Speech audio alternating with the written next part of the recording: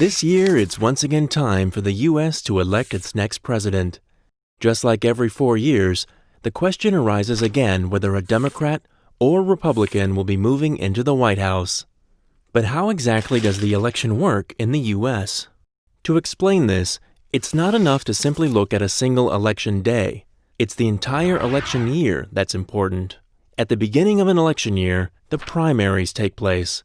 In these elections, the Democrats and Republicans first select a presidential candidate from within their parties.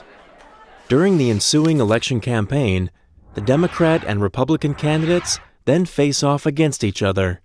The way in which the primaries are run and who is eligible to vote vary by state.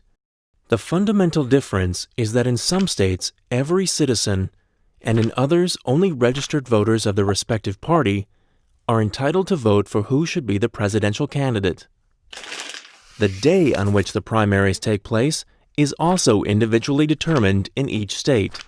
One particular day is Super Tuesday, when a large number of states vote for their respective candidates. These contenders, who aim to represent the electorate if they receive the presidential nomination, however, are not directly elected by it. Americans simply elect delegates, who in turn support a presidential candidate. The candidate who ultimately receives more than half of all the delegate votes wins the primaries. After every state has elected its delegates, it's usually already clear who will be the presidential candidate. Officially, however, the elected delegates only vote for their candidate at the National Party Convention. If none of the candidates receive more than half of all the delegate votes, negotiations are held within the party to select the candidate. This may lead to candidates withdrawing and revotes having to be held among the delegates. In the case of such a revote, delegates are no longer pledged to a particular candidate and are able to switch their allegiance to another candidate until there is a clear majority. It's therefore possible for supposed outsiders to re-enter the race. After all this, it's officially clear which presidential candidates will face off against each other. The election campaign can begin. The winner of this campaign is decided by the electorate on Election Day, which is 2016, on the 8th of November. On this day, all eligible voters who are over 18 may vote for their president. Just as in the primaries, however, here too the presidential candidates are not directly elected. Americans elect so-called electors, who in turn support one of the candidates. Each state has a different number of electors, depending on how many people live there. So at the end of Election Day, there are a certain number of electors in each state who support a Democratic president and a certain number who support a Republican president. But these cannot simply be assigned to the presidential candidates, because almost all states apply the principle, the winner takes all. Let's assume that a state has 10 electors. 6 of these support a Democrat and 4 support a Republican.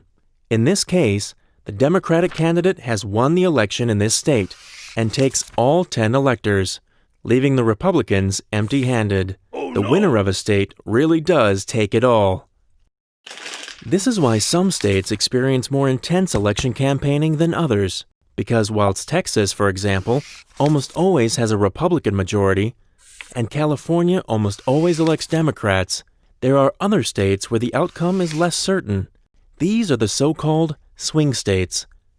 Florida is an example of one such swing state, where prior to every election, it's unclear which candidate will win.